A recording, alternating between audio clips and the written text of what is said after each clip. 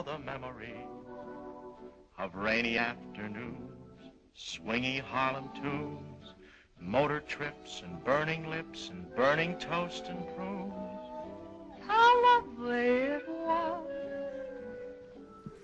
Thanks for the memory of candlelight and wine, castles on the Rhine, the Parthenon, and moments on the river line. Just the last name of David. How lovely it was. My first name is Many's the time. Help me in welcoming Dr. Barber.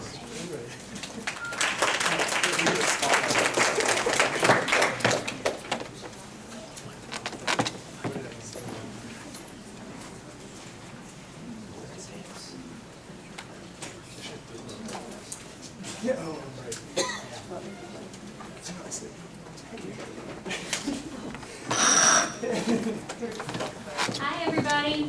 Can you hear me okay? Is that a yes? Yes. All right. So my name is Dr. Barber. I'm a psychologist in home-based primary care. And today I'm going to talk to you a little bit about neurocognitive disorders and how we can better understand and work with those veterans and family members who may have a neurocognitive disorder. So first, just a quick overview about what neurocognitive disorders are. A neurocognitive disorder is a deterioration of intellectual faculties such as memory, concentration, judgment, all of those things that can result from organic disease or disorders of the brain. They can sometimes be accompanied by emotional disturbances and personality changes. One thing to remember about neurocognitive disorders is it's an umbrella term that we typically use, and there are lots of different types of neurocognitive disorders and dementias. I like to think of it as an automobile. So there are tons and tons of different kinds of cars, different kinds of trucks. They're all classified as automobiles, and it's the same with dementias and neurocognitive disorders. As you can see, I have some of them listed, but this list is not exhausted by any means.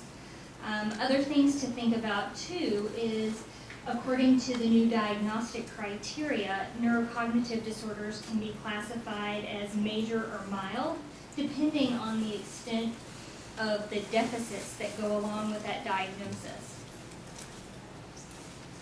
Just to let you know, here recently within the last year or so, we had an update to our diagnostic and statistical manual, which changed the word dementia, the terminology dementia, to neurocognitive disorders.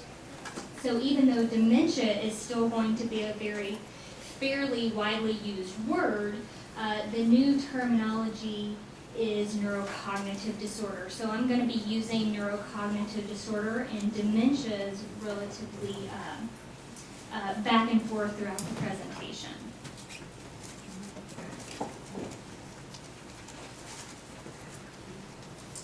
So, lots of different symptoms of neurocognitive disorders, and sometimes those symptoms can vary significantly depending on the type of neurocognitive disorder that has been diagnosed. For example, Alzheimer's dementias, they're more associated with memory problems, they're more cognitively impaired, they have significant difficulty learning new information versus remembering older information. With vascular dementias, they're more functionally impaired as opposed to more cognitively impaired. Maybe their memory isn't as impaired as someone who's been diagnosed with an Alzheimer's dementia. They don't necessarily have as much of a difficulty learning new information, but cues help, whereas cues aren't necessarily as helpful with someone who has Alzheimer's dementia. Parkinson's disease, those types of those individuals that are diagnosed with those dementias, there can be more perseveration, there can be more depressive symptomology.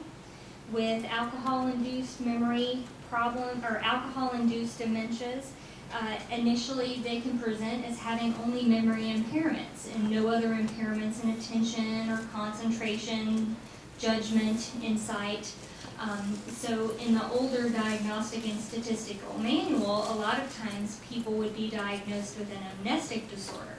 But in the new diagnostic and statistical manual, it is no longer an option. They actually took amnestic disorder out. So now it's a substance-induced neurocognitive disorder. With frontotemporal dementias, there can be a lot of personality changes. There can be more behavioral problems, more judgment and insight difficulties. With Lewy body dementias, there can be hallucinations, REM sleep disorders, restless leg syndrome. So this list is not exhausted by any means. And of course, challenging behaviors, lots and lots of challenging behaviors. So yelling, cursing, hitting, grabbing, wandering, hoarding, and caring for personal hygiene, and so on and so on. The list is endless.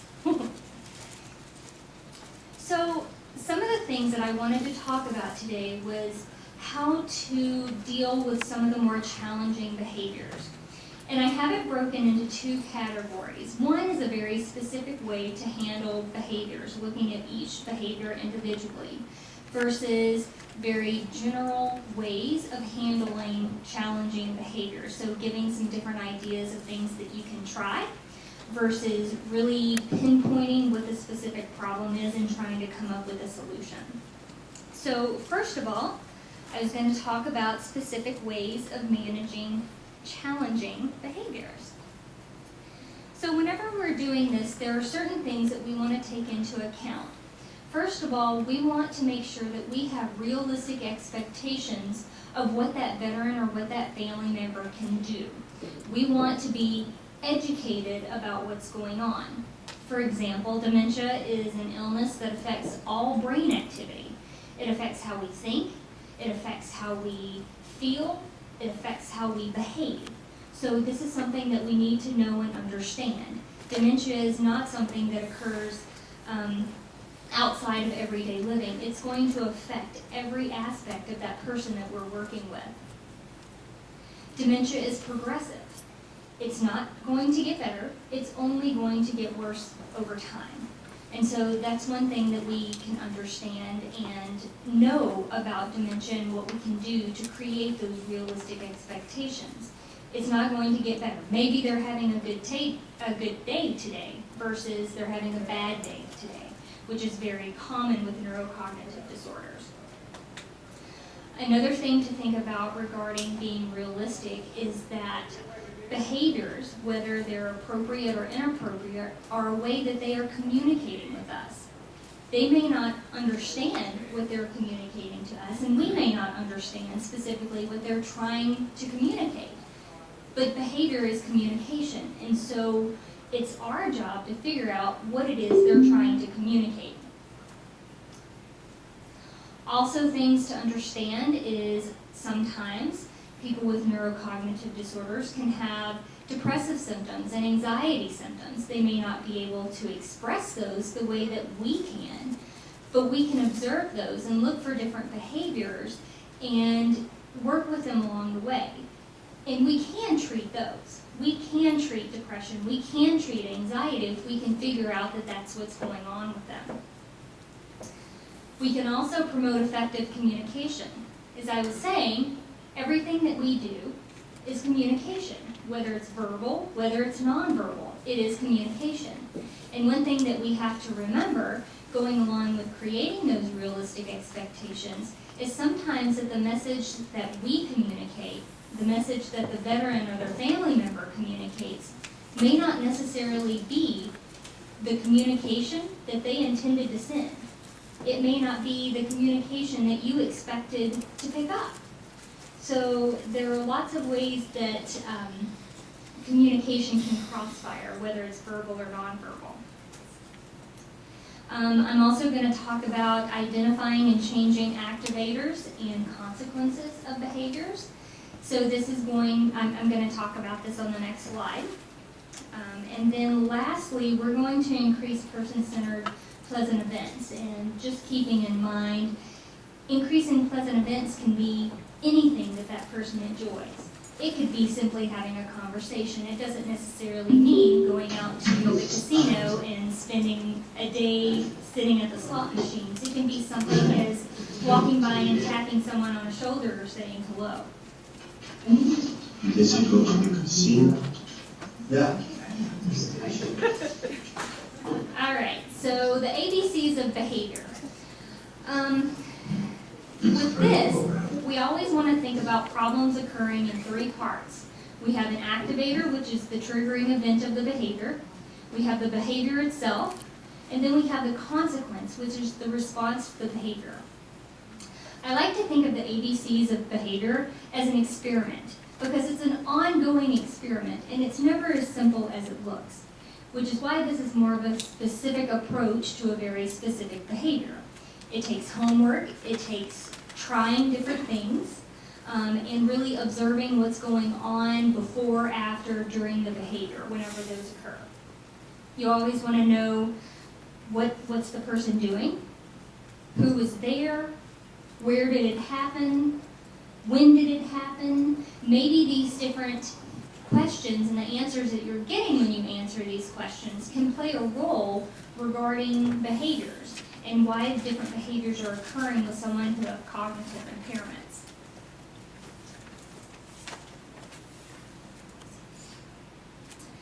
So one of the specific examples I was thinking of was a veteran that I've actually worked with in the past. He was in a community living center that I worked in prior to coming here to San Antonio. And the behavior was, well, a nurse came to me and told me that Mr. Butler, I'll just use that general name, that he yelled at her. Okay. Now, of course, Mr. Butler has a dementia to the point to where he's no longer able to live on his own and he needs some significant help, which is why he's in the community living center to start with. Okay, so he yelled at you.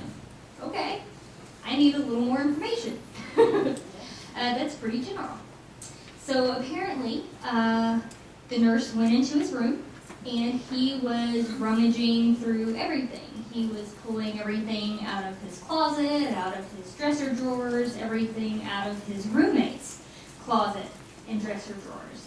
Very restless, very anxious, and when she attempted to redirect him, he yelled at her. Okay, so we have a lot of information at this point in time.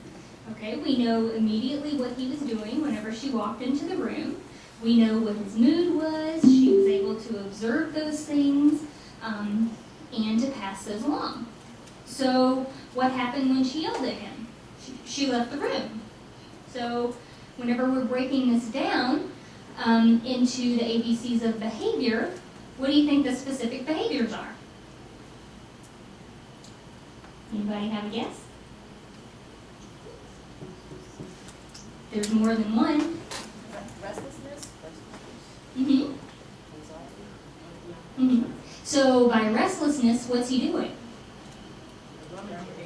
Right, okay, so there's one behavior. He's rummaging. He's going through everything. What's the other behavior? Yelling. Yelling, that's right. So we're going to have to do two separate ABCs. So one ABC is going to be the behavior of rummaging, and the second one is going to be yelling. So those are two separate challenging behaviors that we would be working with. It wouldn't be all passing in one. So if we're looking at the rummaging behavior, okay, so he's rummaging. What happened before he was rummaging? We don't really know. The nurse walked in, saw it, tried to stop it, he yelled at her, she left. And so at this point, what we would do is we would try to observe him, or maybe talk with some of the other providers that are working with him, and see, hey, what's going on prior to him rummaging? What time of the day is he rummaging? Does he do it more in the morning or at night? Maybe it's something associated with medication side effects. Maybe he's hungry. Maybe he needs to go to the restroom. Maybe he's sundowning. Maybe it's a shift change. So it's an ongoing experiment. Okay, so maybe it's in the morning. I'm going to start observing him in the morning and see if he's more restless and more agitated at those times. Maybe there's some way that we can intervene before he starts rummaging, or when we notice that he's rummaging, that we can try something different. Maybe redirect him to a pleasant activity, get him involved in some sort of recreation. So there are lots of different things that we can interject and change the consequences of those behaviors, whatever they may be. And so that's kind of that's the specific ABCs. And so it's kind of hard to talk about different behaviors because it's an ongoing experiment and it's never really as clear-cut as you would want it to be, especially with someone who is impaired and isn't able to communicate their needs. And so it's up to us to try to determine what those needs are and what it is that they're trying to get across. So at this point, oh, go ahead. So the consequence of the rummaging behavior is the yelling? The consequence of the rummaging behavior would be he is meeting some need that we don't quite know. And so, like I said, it's an experiment and it's ongoing, and you just have to keep trying, intervening until you get the desired outcome that's going to work best for the staff and work best for the veteran, of course. So at this point, I'm going to talk more about some general behaviors and general techniques on how to manage challenging behaviors. Overall, whenever you're interacting with them, always try to be calm and reassuring.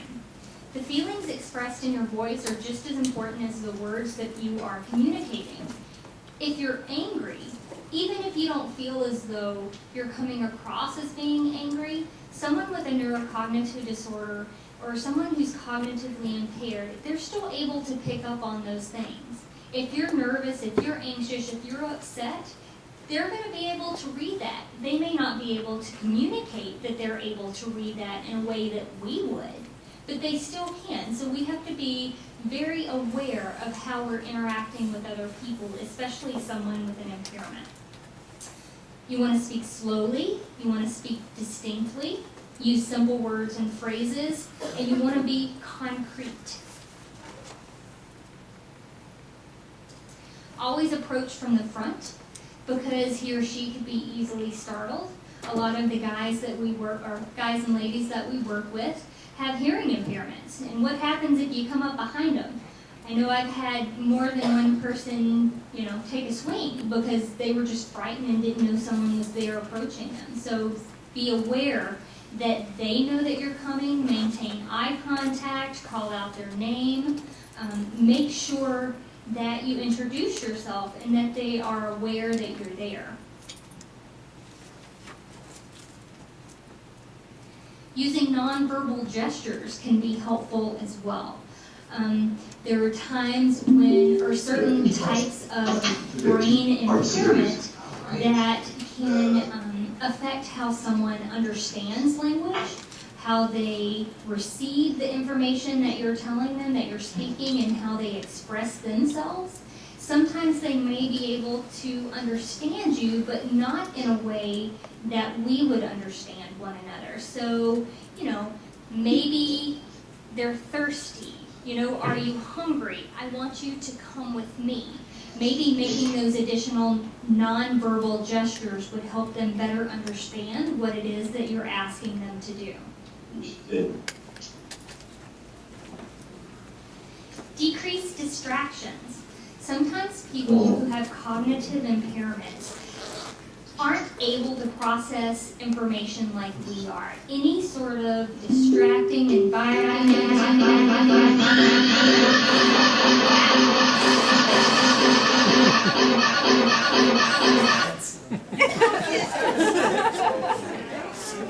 That'll wake you up. Everybody wake up? So that's how it's saying, decrease distractions. That was an example. Oh, it's off. So you can speak if you want. The only way to do it is interference. I told everybody on the detail sites not to press any buttons, and you press the mute button. Someone bust dial. Okay. Okay,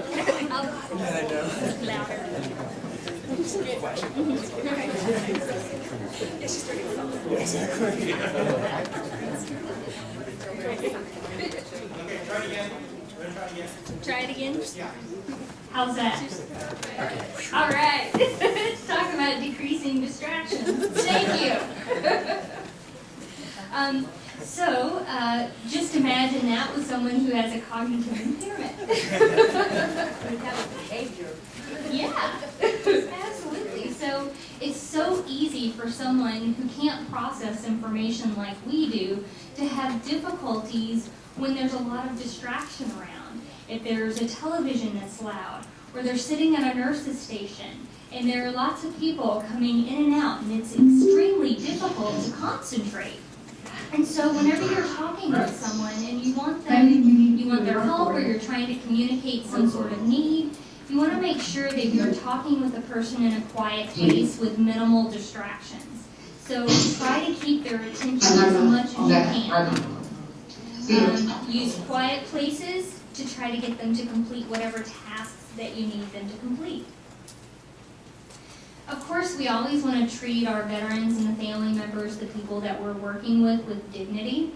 So we want them to be treated with dignity and respect. So just because they may not be able to communicate or live their life or take care of themselves the way that they were once able to, that doesn't mean that they deserve any less respect or dignity because of those impairments and those illnesses.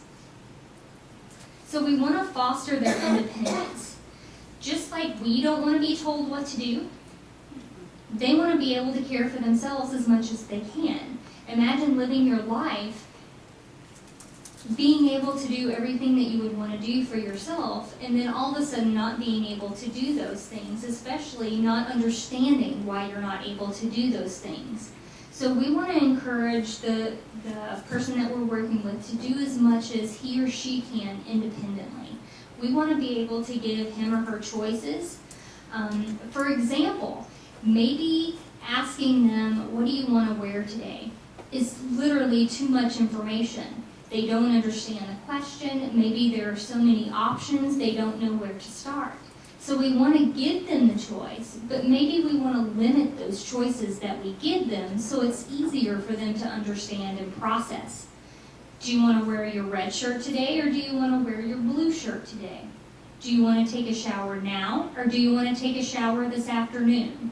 So we're still giving them those choices, just limiting the options that they have, so hopefully it's not so overwhelming for them to participate in their own care. We want to give them some extra time. Sometimes people with neurocognitive disorders, they think more slowly, they behave more slowly, they move more slowly, so it takes them more time to complete tasks that would take us no time to complete.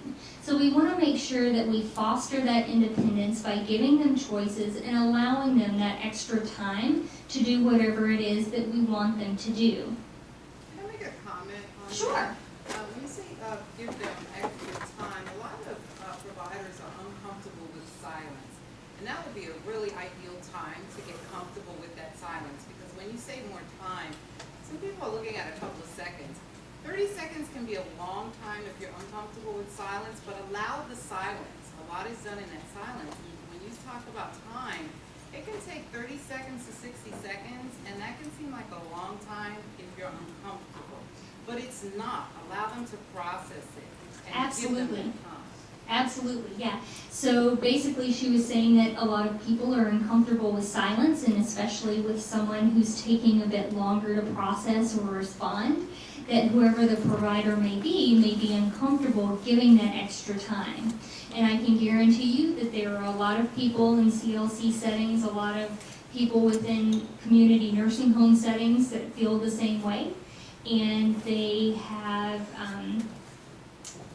limited comfortableness, basically, working with someone who needs that extra time and will just jump in and finish their sentence, jump in, go ahead and help them get dressed, as opposed to allowing them to do those things themselves. And I do recognize that sometimes time is of the essence. So, I mean, I realize that, you can't wait 45 minutes for someone to put on their socks.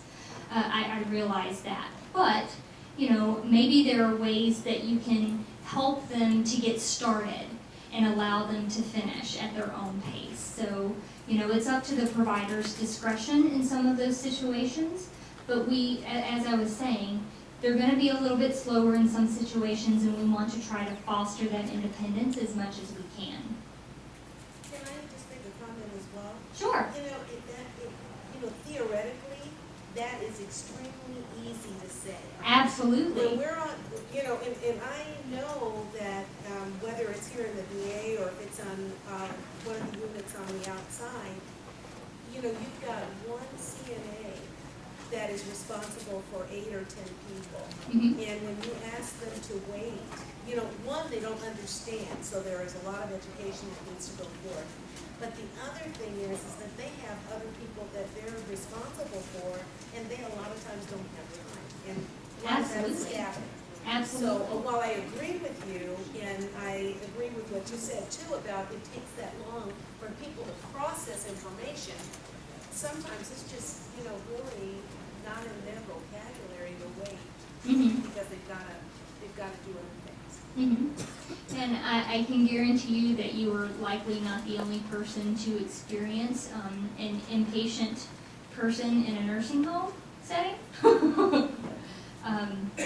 But yeah, I agree. Sometimes you have to choose the lesser of two evils, getting the job done and caring for the rest of the veterans that are waiting for you, or the rest of the individuals that are waiting for you, versus trying to give them that extra 15, 20 minutes of time that they would need to do things on their own. So it's definitely an individual case-by-case situation.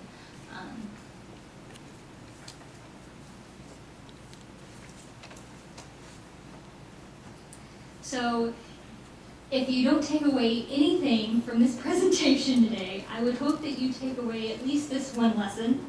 Don't argue. People with neurocognitive disorders don't think, they don't process information like we do, they don't understand logic or reason, especially depending on the extent of their impairments.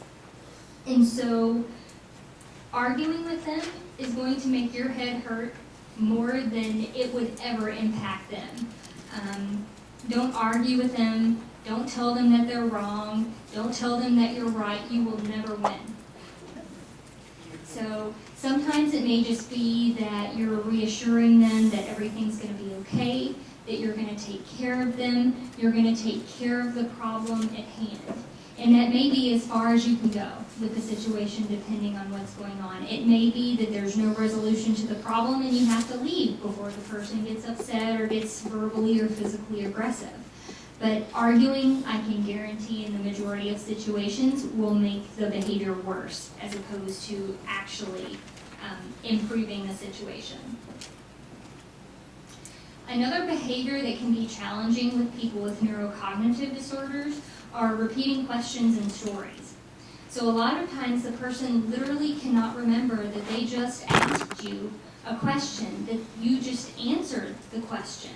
Or maybe they have poor language comprehension and they really don't understand what it is that you told them. Sometimes it's important to repeat the information.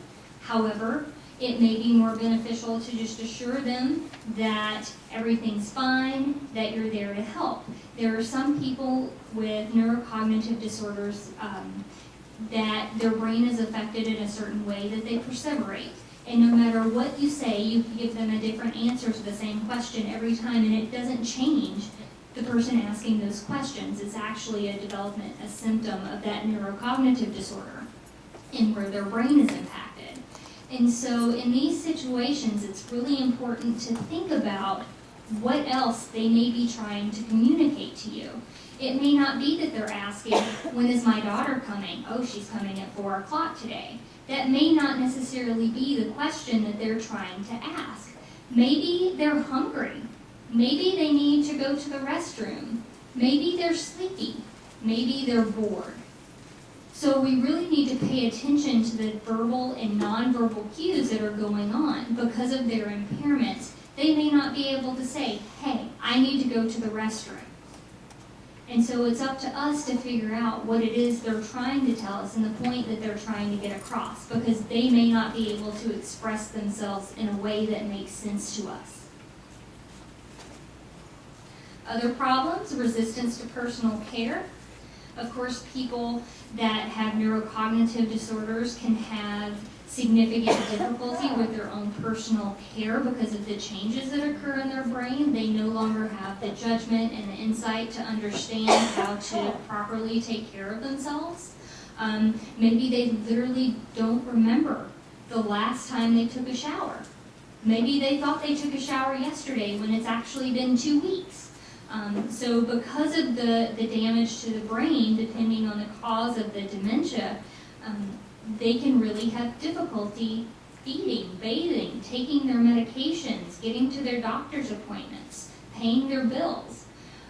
Resistance can occur for lots of different reasons. Maybe the task is too complicated.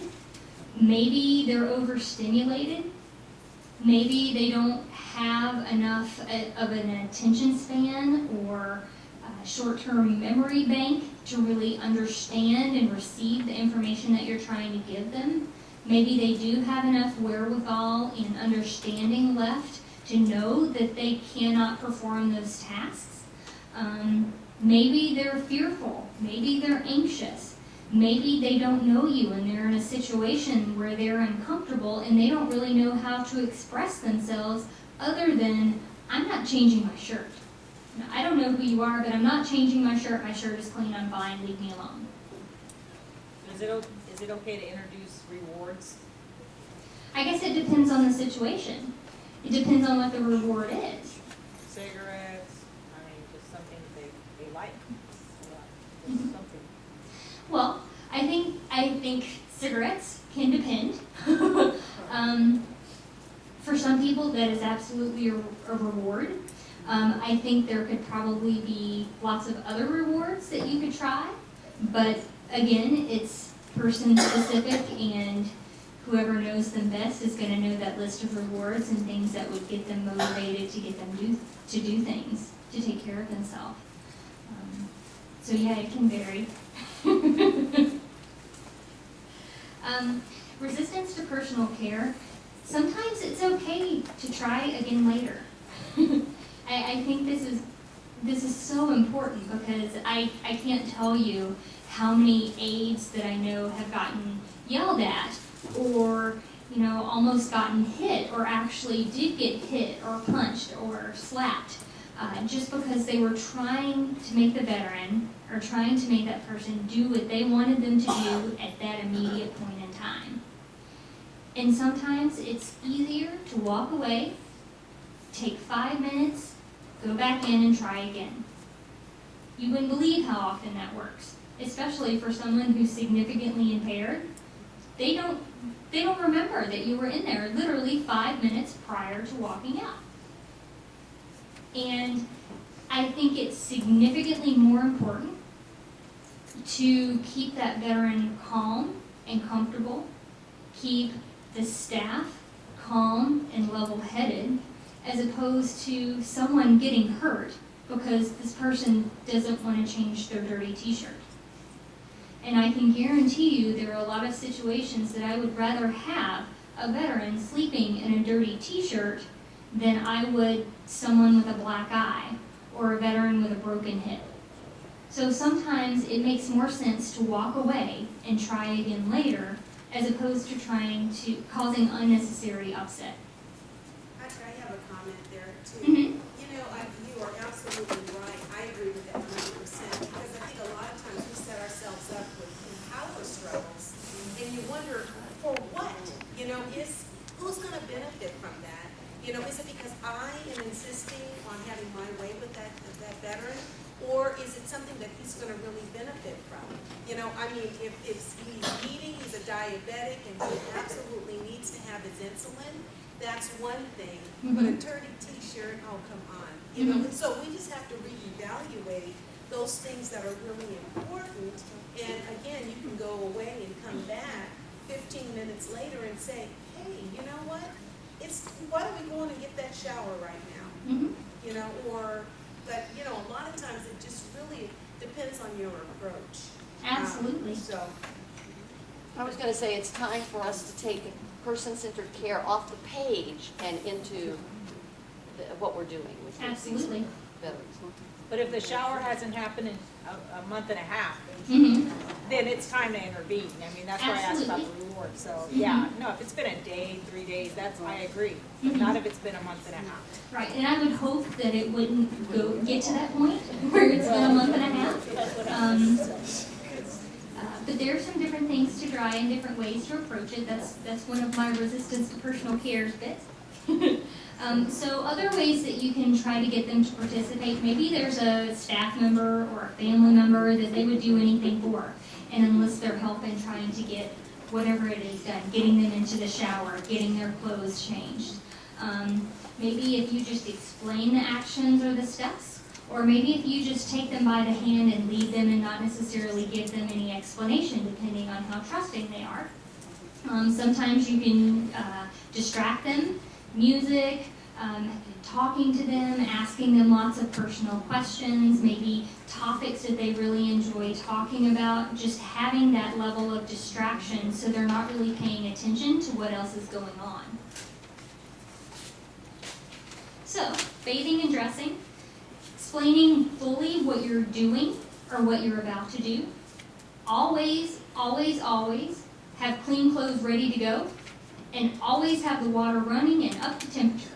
Because if you give them 5 seconds to consider, they're out.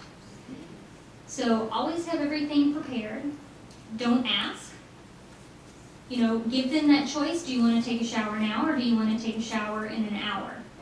Don't say, do you want to take a shower? Because they're going to tell you no. Sometimes maybe they're uncomfortable being naked in front of other people, so maybe you can put a large towel over them. Maybe they don't want a stranger touching them. Maybe you can help wash them with their own hand. Put the washcloth in their hand and guide their hand under that blanket. Maybe they don't want to get dressed. Maybe you can put some extra large shirts or extra large pants on them so that you can actually bathe underneath. Again, limit the clothing choices. Sometimes you might want to give them some sort of object to hold. I know that there have been guys that would just grab, you know, they were really afraid of what was going on and they're just constantly trying to grab you. So maybe give them something safe to hold on to. Maybe there needs to be another staff member holding their hand, or give them a rolled up towel or washcloth, just something for them to hold on to that might help them to feel a little more safe in that situation. And then of course have clothing that's easy to put on and remove. Now we don't want to put someone in overalls that never wants to get undressed or dressed. That can be kind of difficult to change. Wandering. Wandering is another challenging behavior. One thing to remember is wandering doesn't necessarily have to be a problem. Of course, if they're trying to leave the facility, if they're trying to leave the home, of course that could be a safety issue. But there have been more than one person that I've worked with that simply wandered around the units, wandered around the house, never really tried to leave, but it was a meaningful experience to them. It gave them meaning, it gave them something to do, it kept them interactive, it kept them exercising, they weren't at a safety risk. But of course, there are the people who are on the other end of the spectrum who actually need guidance and supervision, and they would leave if given half the opportunity. So sometimes you might want to give gentle redirection or distraction if that's a possibility. Sometimes you can place stop signs at certain parts and they still have the ability to recognize those signs. I've been in facilities where they actually disguised the doors and painted the doorknobs the same colors as the wall, so they didn't stand out so much. And You have to be very careful though in any healthcare facility about placing stop signs and disguising doors on exit doors. That could be a life safety code violation.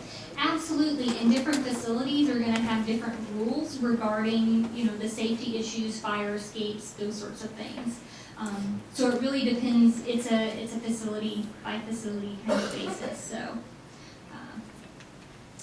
Sometimes you won't be able to do those things depending on the facility that you work with or work in. So you might actually have to stay with the patient until he or she wears him or herself out. I know it can be difficult at times to devote that one-on-one care, but sometimes if it's a safety issue, there may not be another choice.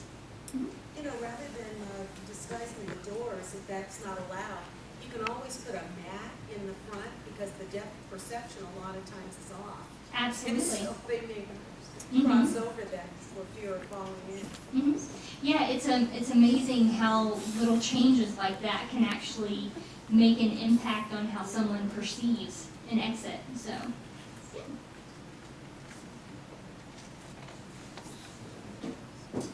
Other problem behaviors can be sexual disinhibition, public masturbation, disrobing, sexual advances, exposing genitalia. Things to remember, going back to those realistic expectations, they may not be doing these things just to upset you or to get attention. These can actually be problems associated with the neurocognitive disorders and how the brain is affected. They can forget and lose the ability to understand what's socially appropriate. So we want to make sure that we're helping that person meet their sexual needs and respecting and maintaining their personal dignity. So for example, I worked in a facility where we had a younger guy. He was actually in his mid-30s and he had a frontotemporal dementia, very advanced, very rapidly progressing. And he would masturbate in the public areas of the nursing home. And so they discussed kind of a chemical castration situation, which we don't want to do that unless it's an absolute last resort. Putting someone on a medication is kind of our last approach. So what we were able to do is we were able to observe when these situations were going to happen. When he was getting ready to masturbate, he would, start pulling at his pants, and an aide, a nursing staff, could actually go and help him to his room where they would close the curtain around his bed and he would have privacy. So he was able to meet those needs in an appropriate way.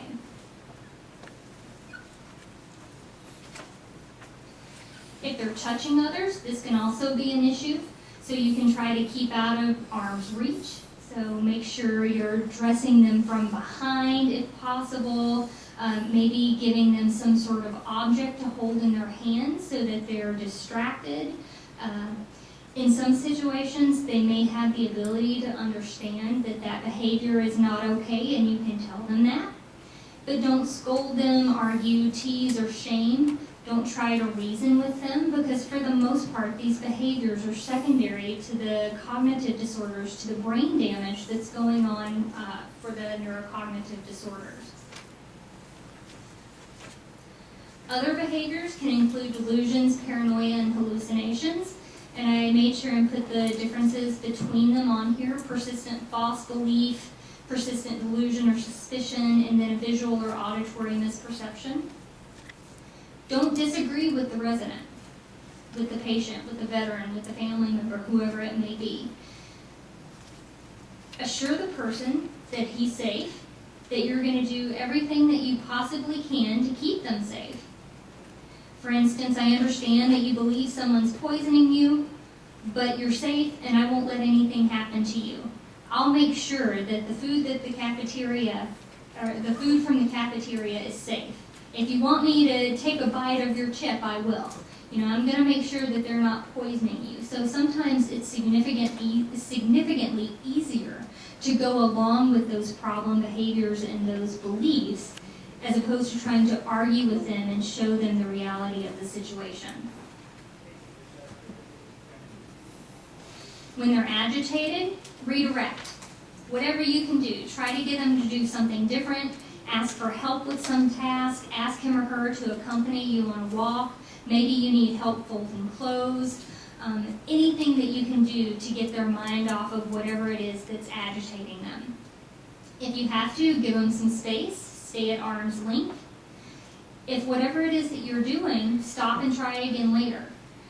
Sometimes, like I was saying earlier, you can walk away, and the way that you come back to the situation, your tone, how you present the problem, they may be more cooperative and significantly less agitated than when you left. Aggressive behavior. It's important to keep in mind that it's often the result of compromised impulse control and judgment, or from fear of not knowing what's going on, or frustration about not being able to understand or express themselves in a way that makes sense to us. It's important to remember that it's seldom intentional. They often don't understand the nature of their behaviors, and we have to remember and understand that this is how they're communicating to us, and it's up to us to figure out what it is they're trying to communicate. So some of the take-home points. The cognitive functioning of someone with dementia can vary from day to day. They can have good days, they can have bad days, they can have good times and bad times, all within the course of a few hours, especially depending on the type of neurocognitive disorder that they have. We want to be realistic about our expectations and understand that what they are doing, those challenging behaviors that they're participating in, are not purposely to make us upset. They're not purposely trying to make us angry or frustrate us. They are having difficulty attempting to communicate their needs to us. And we're the ones that are supposed to figure it out, since they're no longer able to do so. Behaviors happen for a reason, whether we understand them or not. So something's going on, we just need to figure out why. Say it how you said it earlier, behaviors are communication. Behaviors are communication. Be mindful of how you feel and what you're doing, because they're going to know. They will pick up on that. And don't argue. You're always going to lose. All right. So with that, are there any other questions or comments? Nope. All right. Well, thank you guys very much.